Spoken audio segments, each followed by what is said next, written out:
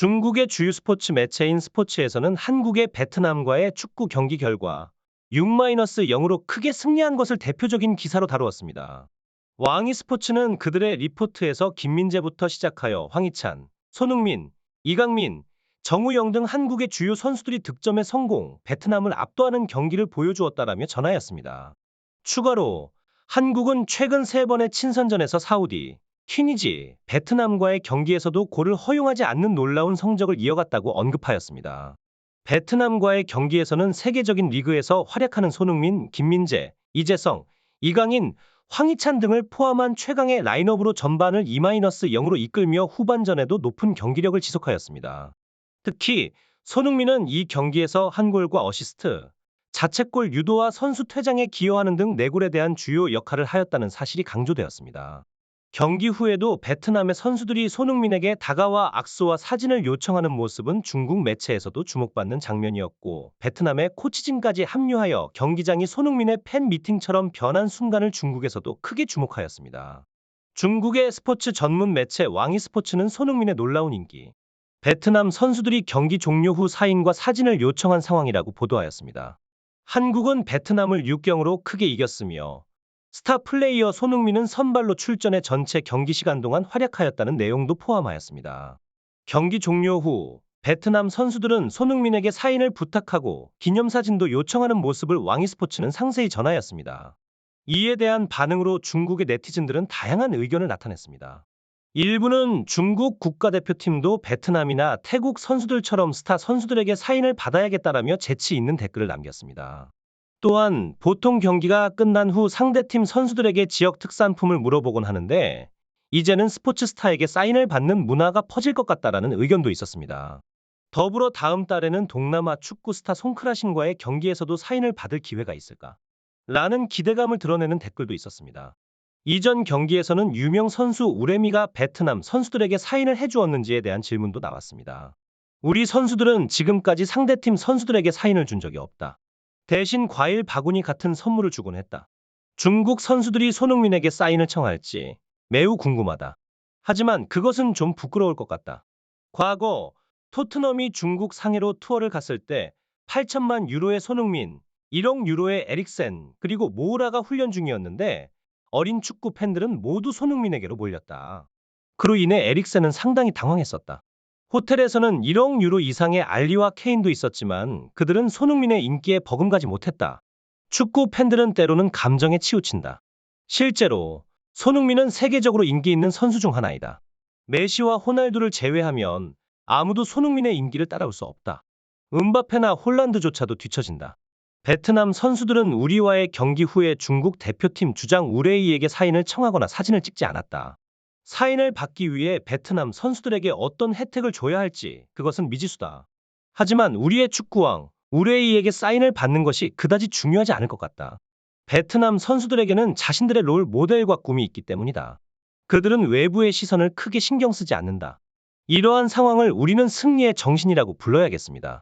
경기가 끝나자마자 손흥민의 따뜻한 인터뷰가 중국으로 전해져서 극찬을 받았습니다.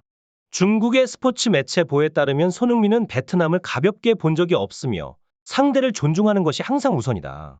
우리 팀은 그러한 마음가짐으로 준비하였고 그 결과를 얻을 수 있었다. 하지만 더 많은 기회를 활용하지 못한 것은 아쉬움으로 남겨져 있다. 라고 전하였습니다. 그는 10월 17일 경기에서 전체 시간을 뛴 것이 한국 팬들을 위한 것이라고 덧붙였습니다. 중국의 인터넷 사용자들은 이에 대해 높은 평가를 내리며 손흥민의 진정성과 스포츠맨십에 감탄하였습니다.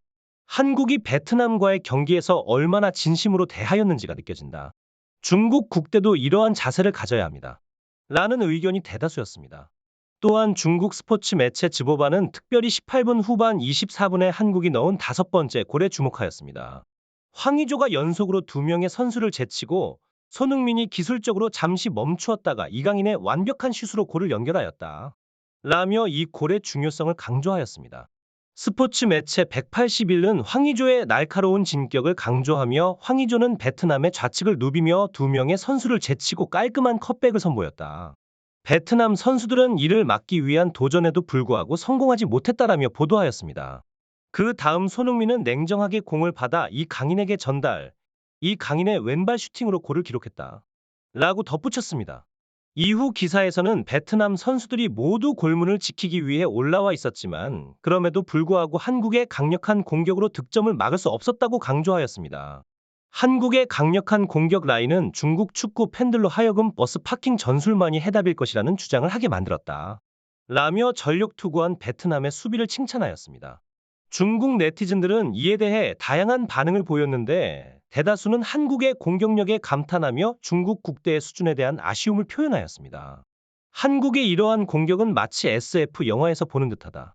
중국 국대였다면 그런 전개는 생각할 수도 없을 것이다. 라는 댓글이 대표적이었습니다. 한편 싱가포르는 괌을 무릅쓰고 월드컵 2차 예선에 진출하였습니다.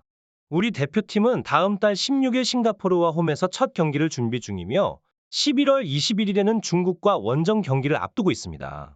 중국에서는 11월에 한국과의 중요한 경기를 앞두고 한국과 베트남의 경기를 주의 깊게 지켜보고 있습니다. 스포츠 보도에 따르면 중국 축구 팬들의 댓글 반응을 집중적으로 분석하였습니다. 그 전에 가장 주목받는 이미지를 소개합니다. 구호주는 중국의 국가대표팀을 가리키는 용어이며 주 발음이 돼지와 비슷하여 일부 네티즌들은 중국 국대를 국대돼지들로 농담하곤 합니다. 한 이미지에서 베트남 국대를 제압하는 한국 선수들의 모습 앞에서 중국 국대가 겁을 먹는 모습이 반영되어 있어 큰 관심을 받았습니다.